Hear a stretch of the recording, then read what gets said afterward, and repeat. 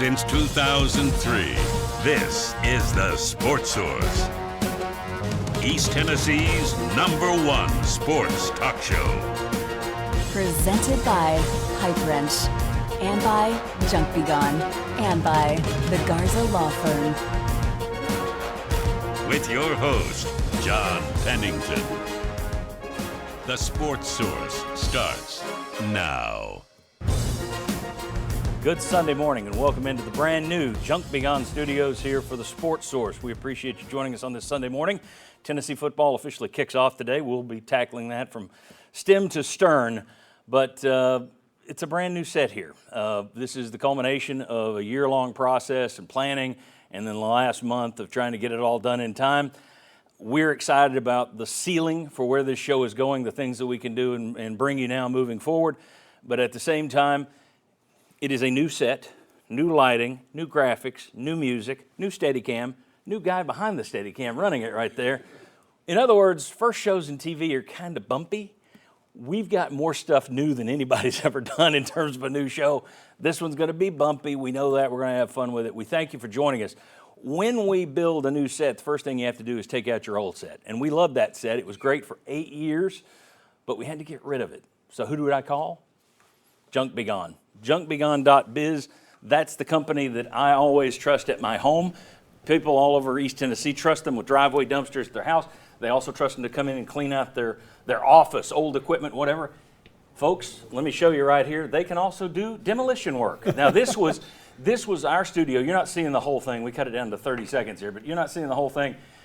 This was stone, lumber, copper. They came in, cut it down, took it apart, hauled it off, and then cleaned up the studio.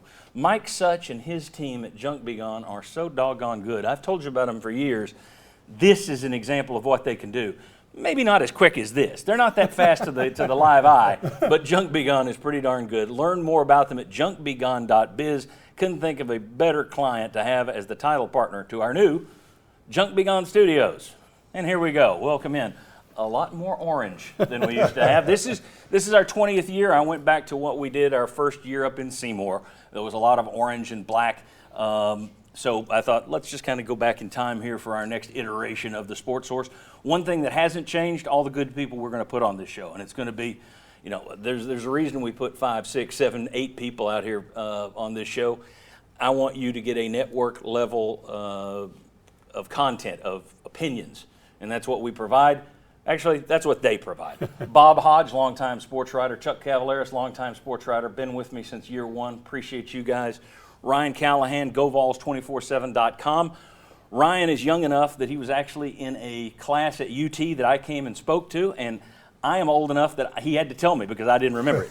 And then right there, VFL Will Overstreet, and if you know what kind of summer Will had, it's good to have you here, buddy. Real good to have you. You're the toughest man on our set right there, Will Overstreet. All right. As I mentioned, football is underway. It's football time in Tennessee. The Tennessee football program doing their media day today. It starts at 12:45. I'm sure you can check that online. utsports.com will have everything for you there. Coming up tomorrow, they'll start practice officially. Sunday, August 28th. You know, we're going to be here live every Sunday for the next few weeks, obviously, year-round. But August 28th is going to be our season preview because just a few days after that, Thursday, September 1st, a month away, Tennessee versus Ball State in the opener, and the 2022 season begins. The Vols were picked for third in the SEC East at SEC Media Days just a couple of weeks ago. You see the 8 members of their team that made the All-SEC squads, first through third team. But I want to start asking you guys, all right, the SEC media looks at this team and says third place in the East. I think that's fair. I think that's, you know, I could see that middle of the East is going to be kind of bunched together, I think. But Will, is third in the East the expectation around here? Absolutely not, John. And especially not at this time of year. I mean, as we all know, you start off with one record going into this year, and as camp gets closer, as the season gets closer, guess what? That ticks up, ticks up, ticks up. So right now, I think you have most of this fan base. They saw what they did last year. They're going to buy into the hope. You got a quarterback with all these hopes. They're going to say somehow, some way, we're going to get to that 10 win. We're going to be second. Maybe we've got a chance to beat Georgia. Maybe be the first. That's what the thought process is coming in right now. Reasonable minds, people that watch football a lot, and played a lot, say probably third is a pretty good bet of where you're going to end up.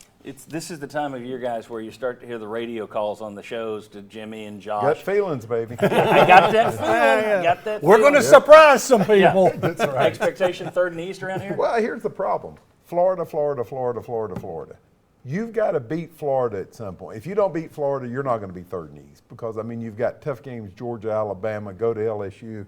You've got to beat Florida, and until they do, I'm going to steal the John Pennington line about Kentucky. Prove it to me. Well, prove it to me that you can beat Florida. I think I'm with what you guys say. It's bunched up in the middle, but until you can beat Florida, you're not third in the East, I don't think. Agree, disagree? Yeah, I mean, that's what we've kind of said going into this season is if not now, when, right? Yeah, If exactly. with Florida having a new coach, with Florida having a lot of turnover, and you're playing here in Knoxville, if you don't get them this year, when are you going to get them? And still, you can look at it too. We'll talk about this later. Josh Heupel needs that signature win to me. Is the biggest one at Kentucky. That's what you need. That's what you need on your resume. Well, and here's the other thing too. You're behind Kentucky, which a lot of people to go, is this realistic expectations? What? We're behind Kentucky? No, we'll beat Kentucky, so that means we're actually second. That's the way a lot of people look at it. And I would think you should beat Kentucky, just as Florida has a hold of you traditionally. You've had a hold on Kentucky. They came in here and beat you a couple of years ago, but for the most part, Tennessee is the bugaboo for Kentucky. That doesn't mean, though, that's one game. That's not 8 SEC games that you're going to have to work through. Ryan, third in the East, is that the expectation you think folks are looking at here? No, and I think all you have to do is look at the SEC media poll, the details of it, to see why fans think that way. 3 points separated Kentucky and Tennessee in that poll. A lot of second-place votes from the media, which means definitely there are a lot of fans thinking second in the East. So I think this is a team that people are expecting to get them back in the discussion, and I think that they look at the schedule. A lot of people see 8 wins, 9 wins, and as you get closer to the season, usually one gets added to whatever that total is. Right. So I think that's how a lot of people are looking at it, and they think this team has a pretty high ceiling. I think most people, not everyone. I was still getting emails and texts from people last year saying that, I'll buy into Josh Heupel when he beats Alabama and Georgia. Yes, that's a fair goal in year one when he inherited a team with 50 players. But most people, I think, are behind Josh Heupel at this point. They were pleased with what he did last year. He did better than expected, I think. What's he got to avoid this year to keep that momentum going? I mean, some people would look at it and say 8-5. I would say that's a step in the right direction. But if the expectation is higher than third in the East, I don't know that 8-5 keeps people happy. Am I wrong? What is it that Josh Heupel and this team have to hit to keep people feeling like, okay, we're going in the right direction? I think you have to hit where you were last year plus something. Now, what is it? Is it you beat Florida? Is it you win your bowl game? But I think you have to add something to that for most people. Now, if they repeated what they did last year, considering what Josh Heupel inherited, I'm okay with that because I think he inherited a real mess. But I think in most people's minds, you have to do what you did last year plus. What is it? Beat Pittsburgh, beat Florida. The way I disagree is I think Florida, for a lot of people, when they're going to look at this Florida team being down, you're not going to get a lot of credit. A lot of people out there now expecting you to beat Florida with this team.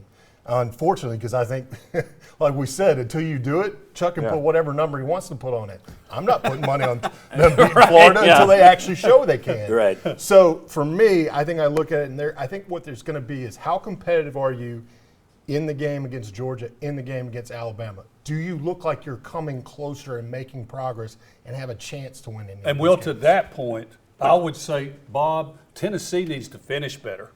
You need to finish the games like at Alabama where you were right there with them going into the fourth quarter, right? You need to not have that catastrophe kind of second half like you did at Florida. I mean, you take Alabama, you take Florida. You need to finish some of these games, and you need to play better in a lot of these close games. I mean, look at Ole Miss. For everything that happened, you could have got that game. You could have won that game.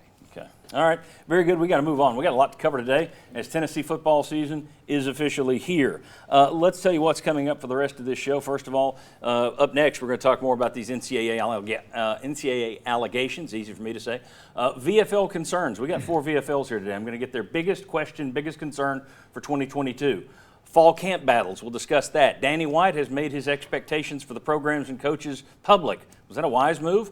Recruiting impact from all these NCAA things, Fulmer's legacy, and much, much more. But when we come back, we will start with those allegations. I've had a lot of people tell me when they read those things, they're like, this is a good thing. Tennessee's going to get off fine. Is it really good news? Let's debate that next. Come on back on The Sports Source. Away from home? Watch The Sports Source live at WATE.com.